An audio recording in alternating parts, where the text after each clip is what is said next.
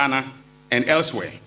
Now, ladies and gentlemen of the press, my fellow countrymen and women, I want to give you a sample of what we have discovered so far. We have tracked most of the assets.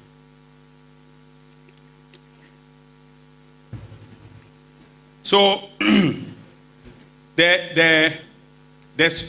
properties that are in their names, their joint names, or sometimes in their, in their individual names, are as follows. We have number 2 Stream Park Drive, Mayfair Estates, LA, that is Accra. For that, they deposited, and we have the deposit slip as well as the receipt from the estate developer, $1 million United States of American dollars. Number 6, Edith Avenue, Mayfair Estates, Accra. Deposit 500,000 United States of America. That's American dollars. That's the initial deposit. All right. Then we have number 7, Edith Avenue, Mayfair, 200,000 United States of America, the property.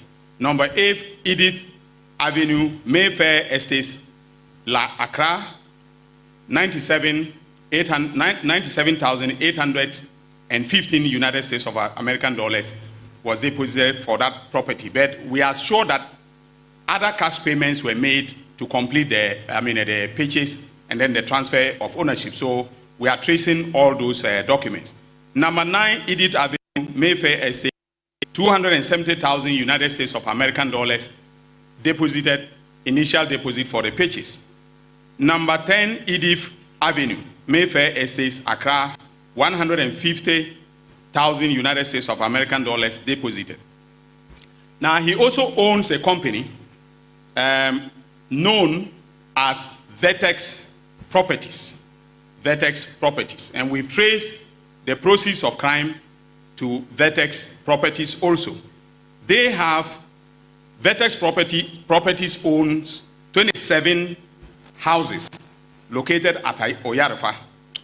Each house costs, an estimated cost of 295 thousand United States of American dollars. We also know that they have 2 properties in London that we are tracking, and I'm going to trigger the mutual legal assistance between the United Kingdom and Ghana for us to be able to lay hands on those properties. Now, we also know, we've been following the bank transactions very closely, and we know that on February 11, 2020, they made a 16 million fixed deposit from the payment received from BNC Security. This was from the initial payment of 27,100,000 Ghana cedis.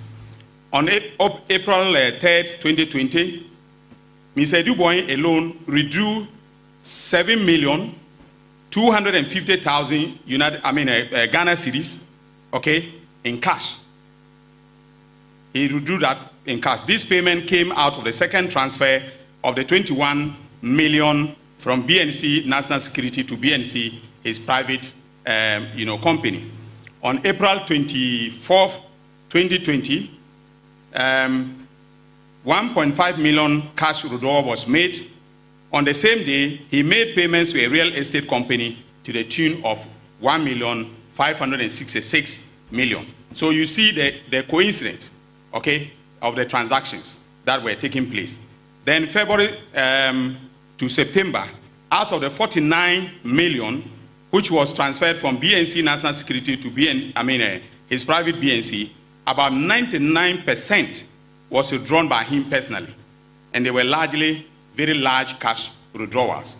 And we believe that those were the withdrawals that were made for him to make the deposit for the properties that are enumerated above. Now, we are still tracking suspect Adu-Boahene and his assets, and then, of course, his wife. But we'll conclude in the next few days and file charges against him and the other suspects. So they are currently in detention. We had given them bail conditions from EOCO, he and his wife and the other suspect. Now, the reason I'm not mentioning the other suspects is that for purposes of our strategy, and if they are listening to me, they should take this very seriously, the other suspects. for purposes of our investigation and prosecution, okay, we may have to use some of them as prosecution witnesses. If they give us the offer, fine. If they don't want to cooperate with this evidence, I don't see how they and the suspect will get out of, being convicted. But of course, they will have to be, their guilt will have to be proven beyond reasonable doubt. So I'm not being presumptuous, but we have all the evidence from what you can see from the enumeration that we have all the evidence, including receipts.